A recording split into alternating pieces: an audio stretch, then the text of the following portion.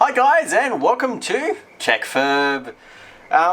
Yes, I'm sitting on the ground, and as you can probably see, I also have a new test bench that is not complete in front of me.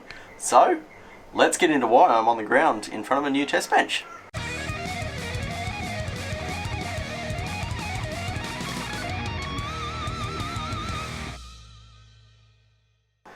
Okay, so all jokes aside, probably the worst shot I've ever put up on TechFurb, but that's fine.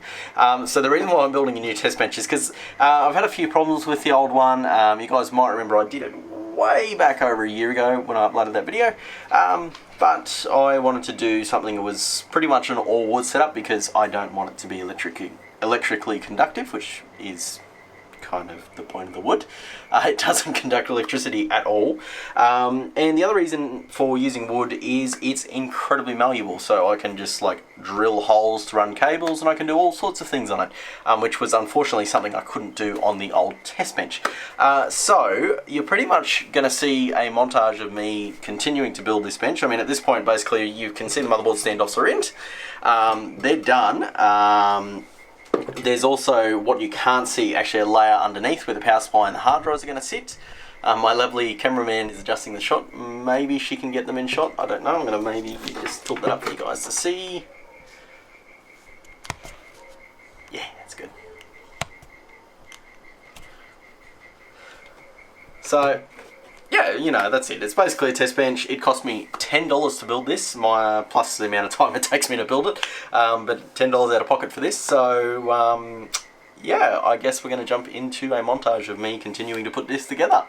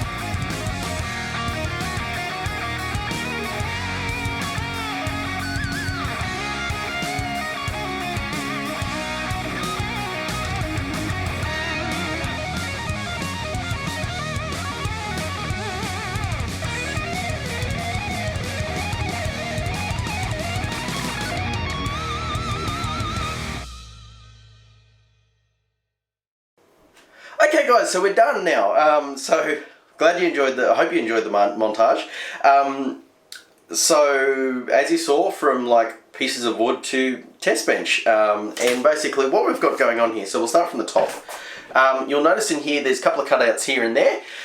Those cutouts are for cable management. Then we've got one big gaping hole here. That's actually for mounting like CPU coolers and stuff, and the brackets on the back of it, just to give it that extra spacing if it's needed. I probably will need to make that hole bigger, but the benefit of using wood for my test bench is I can just cut it bigger. That's fine.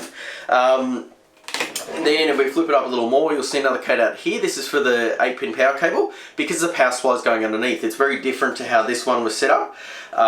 So the power supply is going to come underneath and all the power cables are going to come up through all these cutouts. Now, in terms of talking about power supplies, you'll notice that there is a bracket here. Now, you can mount a fan here, you can mount the power supply there.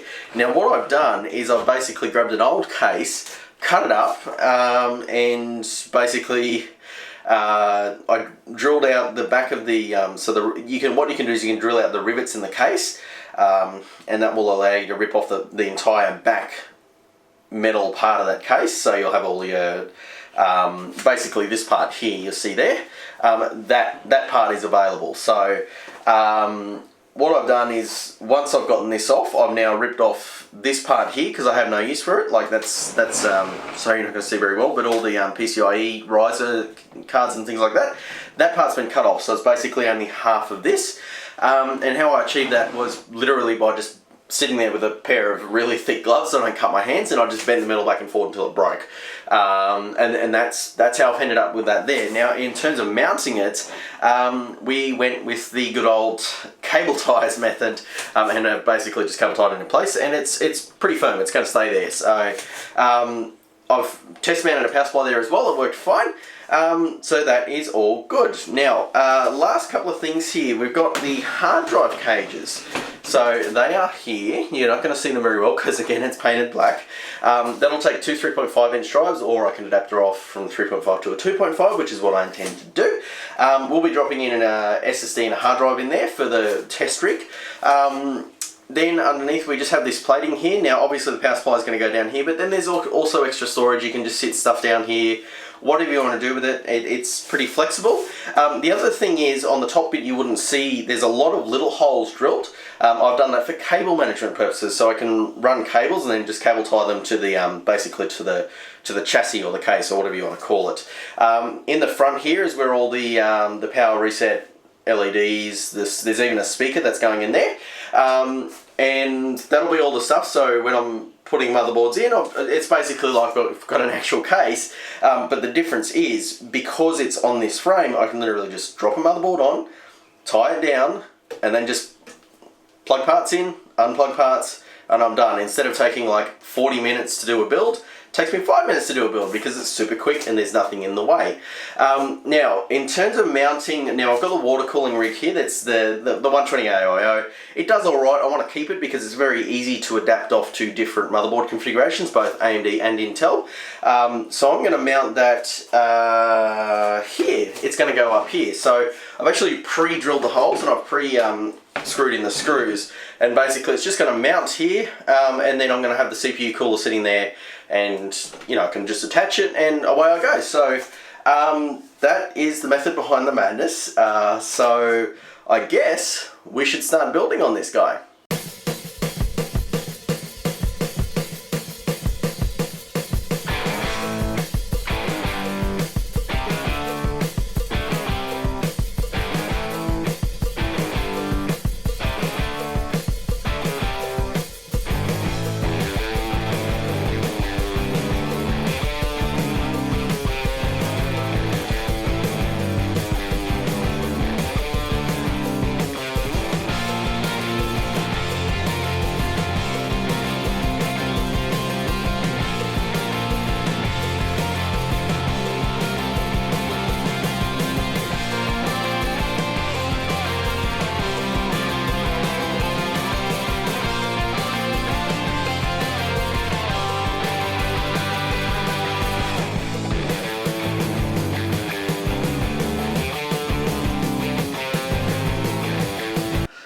Okay guys, so that's it, build's done. So we're going to try and fire up this system. Now this board's a little bit dodgy. I've had troubles getting it to boot before, but I'm hoping that it will boot. But if it doesn't, that's alright, we'll find another way around it. But in terms of the actual build, it's really freaking good. So it was a little bit challenging getting the hard drives in because the hard drive cage was actually back to front and I didn't realise that. But I got them in. It's working, the power supply's mounted fine. One of the screws I couldn't get in, but that's fine. It's not going anywhere. It's pretty stable, pretty sturdy. This mounted really well. This is pretty solid. The whole chassis is actually moving when I move that, which is good. That's what you want.